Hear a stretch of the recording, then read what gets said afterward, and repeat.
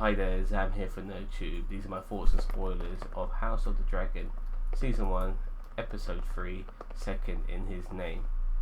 So this show continues to impress. We are getting that Game of Thrones vibe, and I'm thoroughly enjoying what I'm getting whilst watching this show. I do look forward to House of Dragon every week.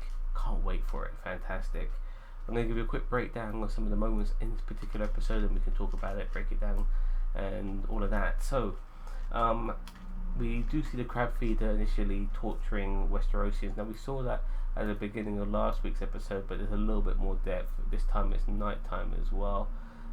These Westerosians are getting crucified on beaches whilst crabs are eating them up.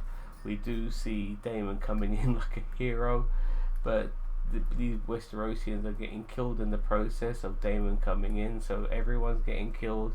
You know, the people from Essos and where the crab feeder I believe is from, as well as his own people, as well. I mean, Daemon's own people. So he's not really giving a damn about maybe necessarily rescuing his fellow citizens. He's just so desperate to kill the crab feeder, he doesn't care that if his own people get burnt in the process, because we're just seeing fire fucking everywhere. Back in King's Landing, we meet a Lannister, a Tylan Lannister. He's actually a twin. We do see his brother a little bit later on. He has a more prominent part. But Tylan Lannister brings the news of what's happening in the Stepstones to Viserys. Viserys doesn't really want to know about all of that because he's too busy having fun with his new son, because we have jumped to 3 years now ahead, because Viserys is married to Alicent.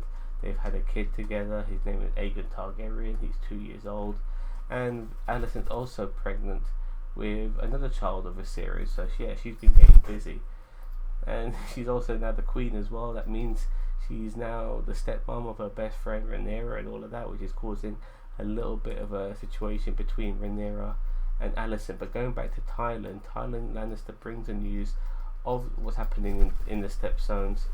Viserys doesn't want to know.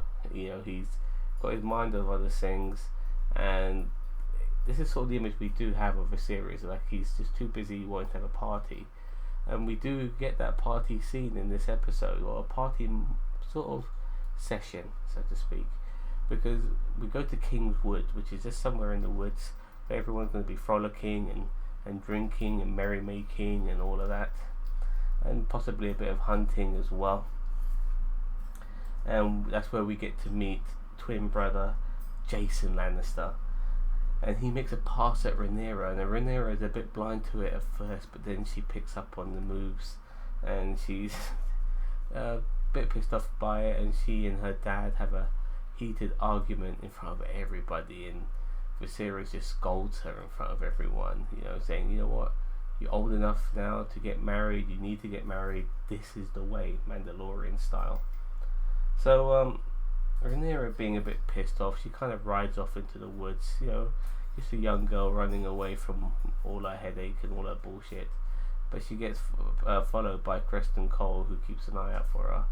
We also get apparent sightings of a white stag called the Great Heart, or the White Heart, sorry, I apologise. He's this big white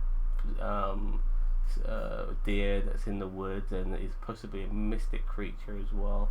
And yeah, the king's sort of companions are wanting to hunt it, as they see it as some sort of how do we say, like, not seance, but it's just something in the air, so to speak, regarding Aegon being named, because it's a naming ceremony they're having for Aegon Targaryen, and the stag being shown. They feel like it's some sort of sign that, you know, that something good is occurring, and that's why they need to hunt for this stag.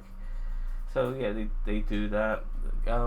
As the king's, not guard, but his men are preparing for this hunt, the king himself is getting really fucking drunk now. He's getting drunk beyond fucking belief, and this is where Jason Lannister basically tries to get into the king's favour in order to marry Rhaenyra. Now, initially he gives the king a spear, and this spear is what he wants him to use to kill the White Heart stag.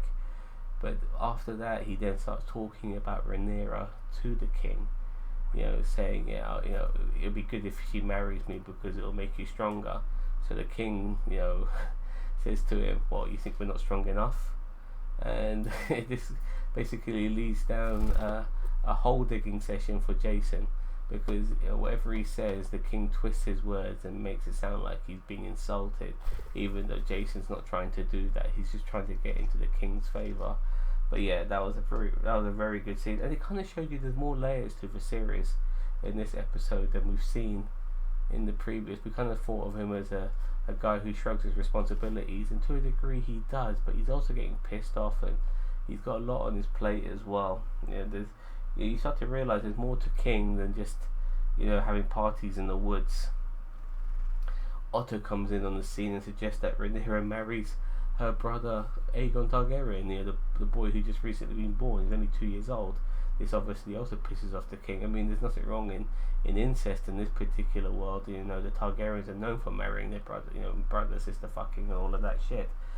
But the boy's only 2 years old, so Viserys is not too impressed with Otto's thoughts on this particular matter. On top of that, we have the Master of Coin. His name escapes me, but he suggests that Rhaenyra marries Lenor, the son of Corlys, Corlys Velaryon, who's fighting in the Stepstones. Now, if you recall, the king was going to marry Laenor's sister initially. He was offered to her by the Velaryons, but he turned her down to marry Alicent. But so now, the Master of Coin is suggesting that Rhaenyra marries Leonor's brother, Laenor. Oh god, all these fucking names. You're just a syllable away from fucking saying somebody else's name. It really pisses me off. Anyways, Rhaenyra is still in the woods with Creston. They spend the night together in the woods. I mean, nothing romantic or anything like that. I mean, Creston is being very noble, and gentlemanlike, and just keeping an eye out for her. But they do get attacked by a wild boar. Initially, we think Creston's been taken out by this wild boar as it goes after Rhaenyra. But Rhaenyra is saved by Creston when he stabs it fatally through the neck. Now the boar's not completely dead yet, and this shakes up Rhaenyra a little bit more, and she just finishes off the boar brutally with her blade, like just covering herself in a crimson mass of the boar's blood. It was a really cool moment as well. So the morning arrives and the king's men have tied up a large male stag.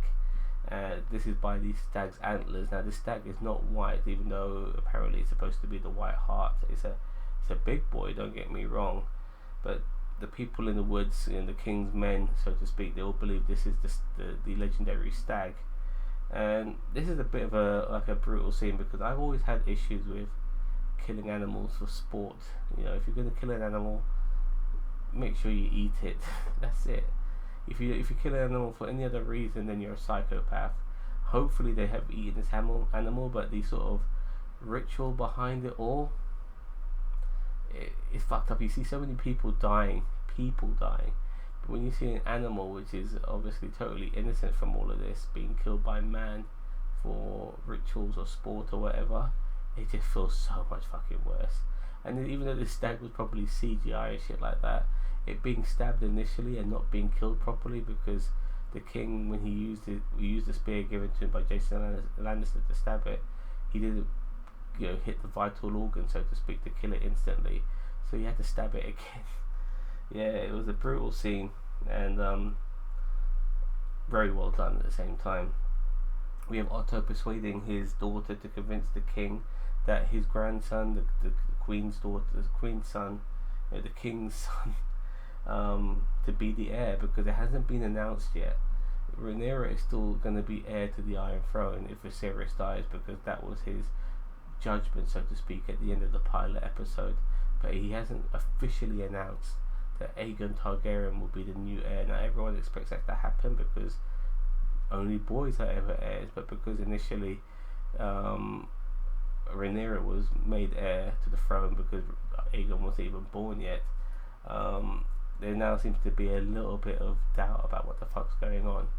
So Otto tries to convince his daughter to have a talk with Viserys, and make this a public thing, and make cement it that yes, Aegon Targaryen will be the heir to the Iron Throne. Now, when Alicent goes to talk to Viserys, we do see Viserys for the first time in this episode without his gloves. Now, if you remember last week, his hands were in maggots to stop an infection that he was getting from initially having his finger cut on the pilot episode. Well, this time round, because of 3 years being passed, we can see the aftermath of all of that, and he's missing not only the finger that got cut, but the ring finger as well. So he's lost 2 fingers because of the infection. He's a man falling apart to a degree.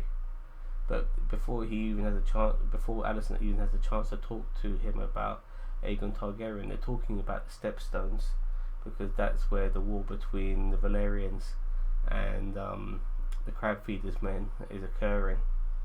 So Viserys decides to send some aid to Daemon, who's also fighting in the Stepstones as well, alongside the Valyrians, to basically stop Crab Feeder. But Daemon hasn't asked for this help, so when Daemon finally gets this help and he gets a message on the Stepstones alongside the Valyrians are all trying to figure out a battle plan, Daemon actually beats the shit out of the messenger. I mean, this harkens back to memories of 300 about attacking or killing the messenger, the one person you don't really usually attack or kill. But in Daemon's case, he doesn't follow the rules. So yeah, he beat the shit out of the messenger. Luckily for the messenger, there was other people there to stop Daemon from getting carried away, but he might have killed him. But Daemon gets really pissed off here, and he just jumps in his boat and just starts heading towards where the Crab Feeders men are. It's really difficult to attack the Crab Feeders men because they are like crabs.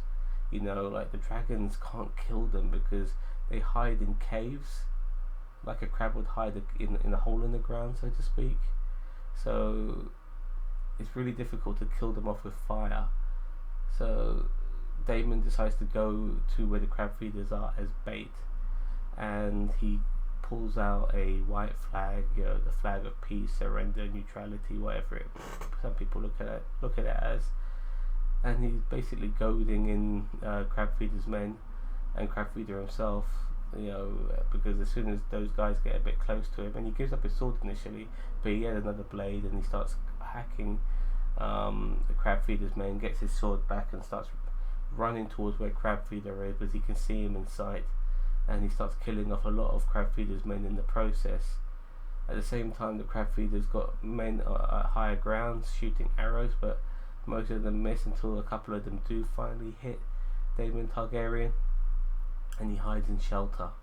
And this is where you think his goose may be cooked. Now, I personally didn't think that, because I know Daemon Targaryen is going to be playing a big part in House of Dragon, so he's not going to be killed off in the 3rd episode, no matter how what's the word? God damn it, my vocabulary is really leaving me today.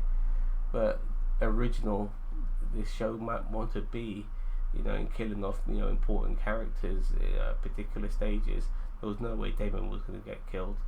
The person who did get killed kind of surprised me and pissed me off to a degree, but I'll get to that in a second. But yeah, Daemon gets saved by his dragons. So the dragons come in, save him. They burn up a lot of the Crab Feeders men, who are all out of the cave trying to kill Daemon Targaryen, and then the rest of the backup comes in at that particular time, and there's a massive fight. And this gives Daemon the opportunity now, even though he's been hit by a couple of arrows, to go after the Crab Feeder. But we don't see his encounter with Crab Feeder, we just see the aftermath. And the aftermath is Crab Feeder being killed, and he's actually been chopped in half. His fucking intestines are everywhere. And this is where I got a little bit pissed off, because Crab Feeder, he was briefly mentioned in episode 1. We got to see him at the end of episode 2, and obviously we saw some of his handiwork at the beginning of episode 2. We got to see a little bit more of him in episode 3, and then he's dead. I mean, that is Game of Thrones for you in a nutshell at times, but this seemed like a really interesting antagonist. I mean, this is somebody who didn't need to die so soon. Yes, he could have lost, that's fair enough. He could have lost, didn't need to necessarily die, but he's dead. Now, this show is about the Targaryen civil war, so maybe having battles with other factions might not necessarily be the way this show wants to progress. But still, Crabfeeder seemed like an interesting character, but now he's dead. So yeah, that was the episode. Daemon is victorious. He's definitely not like his brother. He's a fighter. He's a warrior. He's brave, crazy as well. You know, a bit of a loose cannon. But nevertheless, he's a lot different to his brother.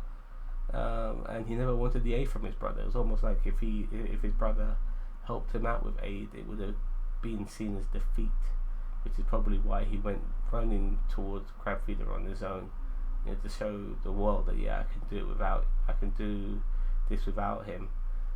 But nevertheless, Crabfeeder's gone, and that particular scenario has been dealt with.